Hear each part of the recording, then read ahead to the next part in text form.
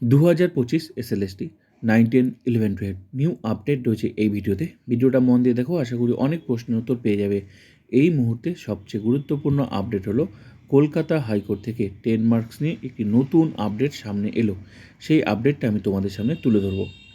তোমরা জানো কলকাতা হাইকোর্টে 10 মার্কস নিয়ে মামলা হয়েছে, আর 10 মার্কস ক্যান্সেল চাই, প্যানেল ক্যান্সেল চাই। তো ক্যান্সেল করে যারা পাস করেনি তাদেরকে পাস করাতে হবে। তো এরকম বিভিন্ন মামলা কিন্তু কলকাতা হাইকোর্টে হয়েছে, প্রত্যেক মোটামুটি কম বেশি শুনানি কিন্তু হচ্ছেই।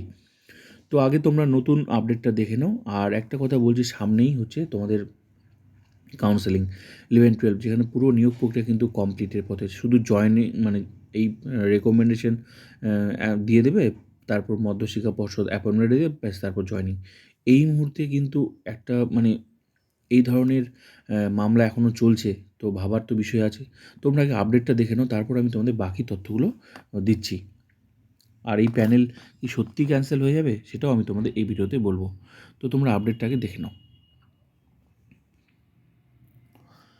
দেখো, স্কুল সার্ভিস কমিশনের নয়া নিয়োগ প্রক্রিয়ায় অভিজ্ঞতার ভিত্তিতে অতিরিক্ত 10 নম্বর পাওয়া শিক্ষকদের অভিজ্ঞ রাঁধুনির সঙ্গে তুলনা রাজ্যের।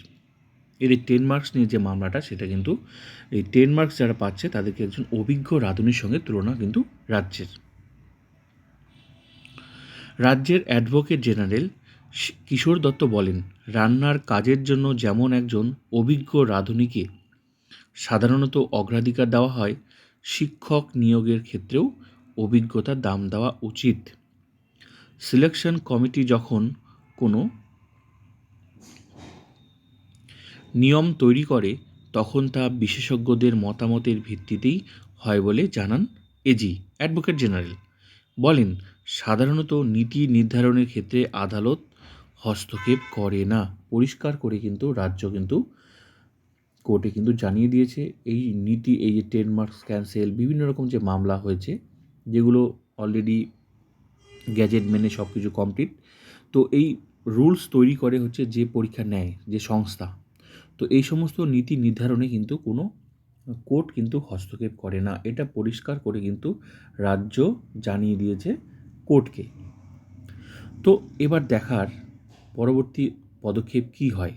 তো এই মুহূর্তে যারা অনেকে টেনশনে আছো যে পাস করার পর কী হবে, সামনেই কাউন্সেলিং, আমি যতটুকু বুঝি ক্যান্সেল হবে না, প্যানেল ক্যান্সেল হবে না, 10 মার্কস ক্যান্সেল হবে না।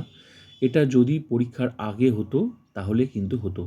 যে সংস্থা নিজে পরীক্ষা নিয়েছে, নিজে রুলস তৈরি, অধিকার রুলস তৈরি করার, কীভাবে একটা পরীক্ষা নেব সেটা সেই সংস্থায় রুলস তৈরি করে। তো পরীক্ষা হওয়ার পর কমপ্লিট নিয়োগ হওয়ার শেষ পর্যায়ে সেখানে কিন্তু আর হয় না।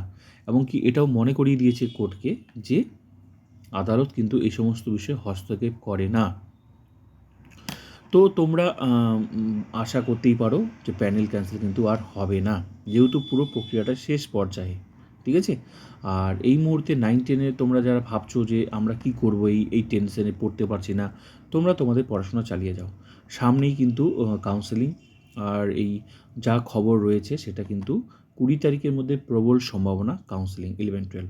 আর তোমাদের হচ্ছে ওই কী বলে মার্চের হচ্ছে মোটামুটি ওই 10 তারিখের পর তোমার ভেরিফিকেশন, তারপর মার্চের শেষে তোমার ইন্টারভিউ হওয়ার কথা রয়েছে, যদি সব কিছু ঠিকঠাক থাকে। তো চিন্তার কোনো কারণ নেই। 10 মার্কস নিয়ে যারা সারাক্ষণ ভাবছো যে প্যানেল চাকরি পাওয়ার পরও শান্তি নেই, তো আশা করি তোমরা বুঝতেই পারছো 10 মার্কসকে কিন্তু অভিজ্ঞ রাঁধুনির সঙ্গে তুলনা করা হয়েছে। ঠিক আছে। তো এই 10 মার্কস ক্যান্সেল মানে প্যানেল ক্যান্সেল মানে সব কিছু শেষ হয়ে যাওয়া। তো আশা করি প্যানেল ক্যান্সেল হবে না। তো এসএসসি সরকার চাচ্ছে নিয়োগ হোক, তাই তোমরা ভরসা করতে পারো। তো অবশ্যই ভিডিওটা ভালো লাগলে লাইক করবে, কমেন্ট, সাবস্ক্রাইব অ্যান্ড শেয়ার।